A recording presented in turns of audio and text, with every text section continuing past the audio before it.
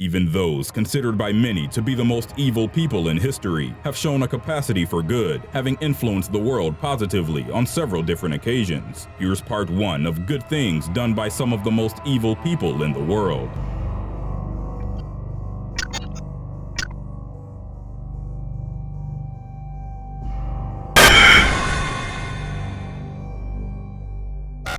Number 10. Genghis Khan.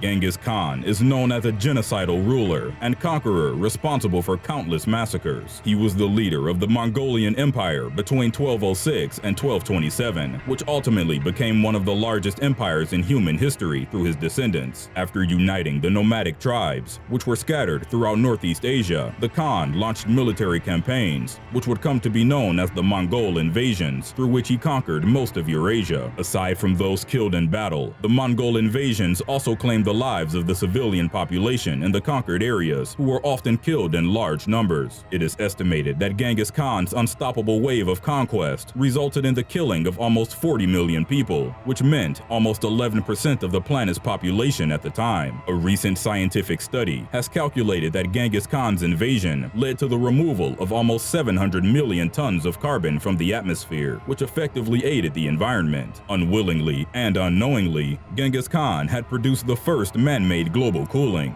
given the fact that through his descendants, he ruled for almost a century and a half. The land left behind after various conquests was free to resume its forest and vegetation cycle, uninterrupted by human beings. The Khan also allowed freedom of religion within the empire. Laws were passed which allowed people to worship whatever deity they wanted, and places of worship were even exempted from paying taxes. The Khan himself was reportedly personally interested in spirituality and would often discuss the details of their faiths with different religious leaders. He was also responsible for the creation of a primitive form of international postal service. Way stations and post houses were well organized and present throughout the empire. Through a mounted carrier system called the Yam, news and information traveled at unprecedented speeds. Once the Silk Road, an ancient and important network of trade routes which stretched from Japan and the Korean Peninsula to the Mediterranean Sea, was under the Khan's rule, communication between the areas it connected was also improved. Genghis Khan's rule gave the Mongol language its first alphabet, adapted from the Uyghur alphabet, which belonged to a captured tribe. The legal code that the Khan implemented across the empire was applied to himself in the same manner that it was to his other subjects, which was unheard of at the time when monarchs were considered to be above the laws that governed the rest of the population.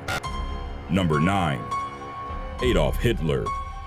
Adolf Hitler is the historical figure that most people associate with pure evil. Even though he committed suicide on the 30th of April 1945 and was never formally tried for the numerous crimes that he had been responsible for, Hitler would have undoubtedly been sentenced to death by an international court. He was the Führer of Nazi Germany from 1934 to 1945. In September 1939, as dictator of the German Reich, Hitler triggered the start of World War II by invading Poland. Aside from purposely defying international law by invading countries which had non-aggression or peace treaties with Germany, Hitler was also responsible for the numerous war crimes and crimes against humanity which were committed under his rule. These included brutal acts against civilians, such as the killing of non-combatants, seizing property illegally, and the inhumane treatment of prisoners. The executive instrument of his gruesome plans was the SS paramilitary organization. The most gruesome act that Hitler is best known for is being a central figure behind the Holocaust, the systematic mass murdering of approximately 6 million Jews from several European countries, and the deadliest genocide in history. At first, Jewish people were excluded from German society and placed in wartime ghettos. As the war waged on, by the second half of 1942, they were regularly transported by freight trains to concentration camps. Those who survived the trip to the death camps were herded in large numbers to gas chambers where they were killed. Of the victims that perished in the Holocaust, around 1.5 million were children. It is difficult to imagine that Hitler's totalitarian regime, one that claimed numerous lives throughout Europe, could have produced any sort of positive aspect. However, Doctors in Nazi Germany were the first to prove that there was a connection between smoking cigarettes and lung cancer. At the start of the 20th century, many nations had started to move against tobacco consumption, but few movements were as powerful as the one in Germany once it received the support of the Nazi Party. Research concerning the dangerous effects that tobacco smoking had on health flourished under Nazi rule and was the most advanced of its time. Smoking was associated with premature aging, and once its harmful effect during pregnancy had been uncovered, the concern for women's health increased as Nazi Germans placed great emphasis on reproductive policies. Hitler's Germany also held the first public anti-smoking campaign in modern history, with ads and slogans such as "The chain smoker, he does not devour it. The cigarette, it devours him." Even though he had been a chain smoker earlier in his life, Hitler himself had given up the habit and is often regarded as the first leader of a nation to support and advocate non-smoking. Hitler encouraged those in his inner circle not to smoke and would reportedly even offer gold pocket watches to those who quit. He was also against smoking in the ranks of the military personnel and expressed disbelief toward statements that soldiers could not live without smoking. Tobacco consumption was barred from buses, trams, and city trains. The campaign also meant an increase of tobacco tax and limiting cigarette rations for military personnel. In public spaces, tobacco advertising was restricted and coffee houses and restaurants were regulated. Even though the campaign was effective in the first years of World War II, once Nazi Germany collapsed, cigarettes started to flood the German black market illegally. Before long, there was a loss of interest towards tobacco health research, and the anti-smoking movements lost the momentum they had gained during Hitler's rule.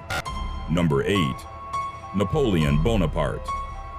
Napoleon Bonaparte led France through some of the bloodiest conflicts in the country's history. From 1804 to 1814 and once more in 1815, he was the Emperor of France. For more than a decade, Napoleon dominated European politics and controlled most of the global affairs. Widely considered to have been a great military leader, he formed several coalitions with France's allies, through which he challenged major influential powers of the time, such as Russia, Prussia, Austria, and the United Kingdom. Under his rule, the French Empire and its allies amassed a number of significant victories in various military conflicts, such as the Battle of Austerlitz, the Battle of Friedland, and the Battle of Wagram. In Spain and Portugal, during the Peninsular War, which lasted 6 years and featured a large amount of guerrilla warfare, Napoleon's forces executed numerous people who were suspected of being guerrillas. Through his thirst for expansion, Napoleon ultimately changed the power dynamic in 19th century Europe. His campaigns directly took the lives of 2 million people, and some historians suspect that the number of civilians who died as an indirect result of Napoleon's military conquest is approximately 1 million.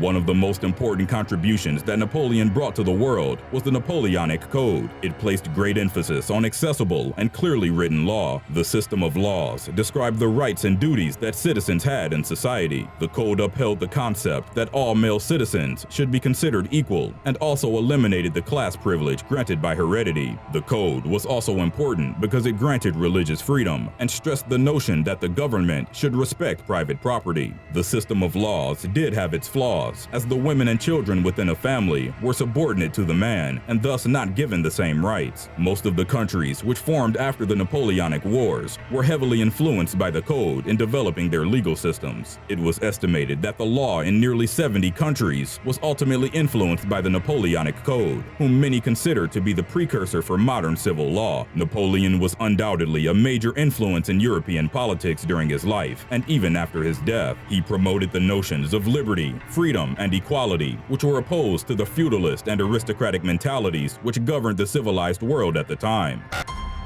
Number 7. Ted Bundy. Shortly before being executed on the electric chair, Ted Bundy confessed to killing 30 people across 7 states between 1974 and 1978. Aside from being a serial killer, Bundy was also a rapist, burglar, kidnapper, and necrophile. He would, on occasion, revisit the secondary crime scene in order to groom or perform sexual acts with his victims' decomposing bodies. He beheaded at least 12 of the people he killed and even kept their heads around his apartment as trophies. Bundy escaped custody twice months after his last escape, he stole a car and eventually arrived in Florida, where, on January 15, 1978, he broke into a sorority house and sexually assaulted and beat 4 college girls. By his own admission, Bundy was the most cold-hearted son of a bitch you'll ever meet, and even Polly Nelson, an attorney on his last legal defense team, considered him to be the very definition of pure evil. In an ironic twist, the man known as the Angel of Decay had worked for a suicide hotline in the early 1970s, according to the people that had worked beside him, among whom was the famous author Anne Rule. Bundy was a skilled volunteer who contributed in easing the pain of different callers, and reportedly even managed to save lives. After his capture, and while he was on death row, Bundy helped Robert D. Keppel, one of the detectives who had contributed to tracking him down, with understanding the inner workings of a serial killer's mind. At the time, the detective had been struggling to catch the Green River Killer, another notorious serial killer who had been wreaking havoc in the Seattle area.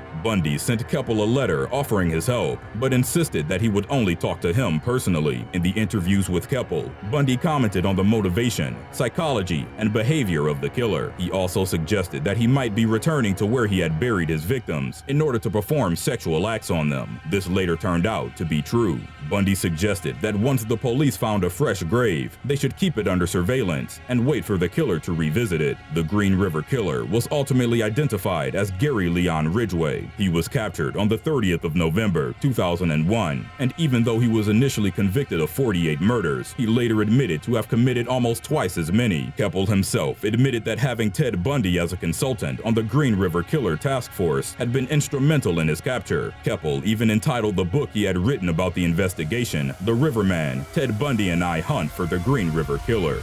North Korea's supreme leader Kim Jong-un is believed to have weapons of mass destruction at his fingertips and reportedly will not hesitate to use them if he felt his position was at stake. The country's state media announced that they had successfully tested hydrogen bombs in January 2016.